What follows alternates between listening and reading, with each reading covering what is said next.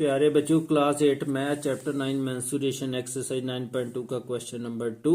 The area of rhombus दिया हुआ 320 centimetre square. If length of one diagonal is 16 centimetre, find the length of other diagonal.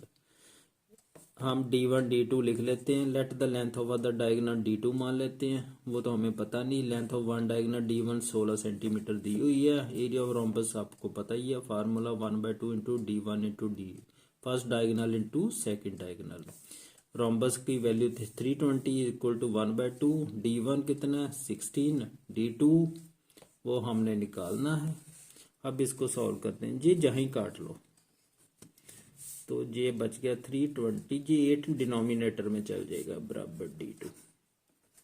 इसे काट लो तो अब सीधा करके लिख देते हैं d2 is equal to 40 centimetre. तो लेंथ ऑफ अदर डायगोनल, ऐसे आंसर लिख देना, length of other diagonal 40 centimetre. अब ये नेक्स्ट क्वेश्चन है third 9.2 exercise. One diagonal of quadrilateral field is 24 metre. ये diagonal altitude drop down it on the opposite vertices are एक 8 metre है तो दूसरा 13 मीटर। इसे h1 लिख दिया। आल्टीट्यूड परपेंडिकुलर को ही कहते हैं, वर्टेक्स से जो परपेंडिकुलर ड्रा करते हैं उसे आल्टीट्यूड बोलते हैं। ये 13 मीटर है जी आल्टीट्यूड, जो परपेंडिकुलर इस डायगोनल पर। एरिया ऑफ द फील्ड निकालना। Area of the quadrilateral field 1/2 d into h1 plus h2। d diagonal है जी, d तो जो h1 तो h2 जो अल्टीट्यूड है। आप सेपरेट भी इनका ट्रायंगल का एरिया निकाल के ऐड कर सकते हो, एक ही बात है। आप इसे काटते हैं, चाहे ब्रैकेट सॉल्व कर लो, एक ही बात है। 13 ते 8 21 21। अब इनको मल्टीप्लाई कर लो जहां से, वैसे तो एक लाइन में हो जाता है 252 252 मीटर स्क्वायर। ये आंसर आ गया एरिया ऑफ क्वाड्रिलेटरल फील्ड। प्यारे बच्चों, ये एक्सरसाइज 9.2 का question number 4। The diagonals of a rhombus are 7.5 centimetre and 12 centimetre, find its area. Diagonals दिए हुए हैं, एरिया रोम्बस का निकालना। Rhombus is a parallelogram whose all sides are equal and diagonals bisect each other at right angle.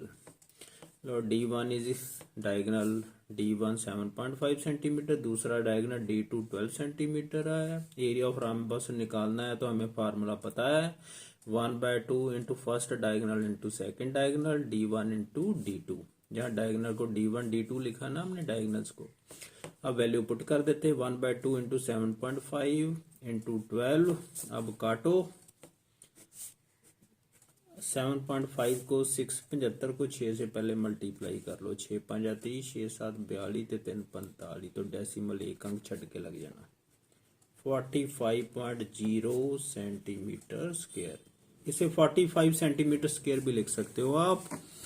Question number 5। Question number 5, find the area of square whose length of a diagonal is 10 centimetre. जो parallelogram जिसके diagonal equal हों और साइडें equal हों, all sides are equal, उसे हम square कह देते हैं, और एंगल भी 90 के होने चाहिए। तो जहां तो डायगोनल इक्वल ही है और bisect each other at right angle है, तो d 10 centimetre area of square. ये फार्मूला भी हमने किया स्क्वायर का, 1/2 इंटू डी स्क्वायर।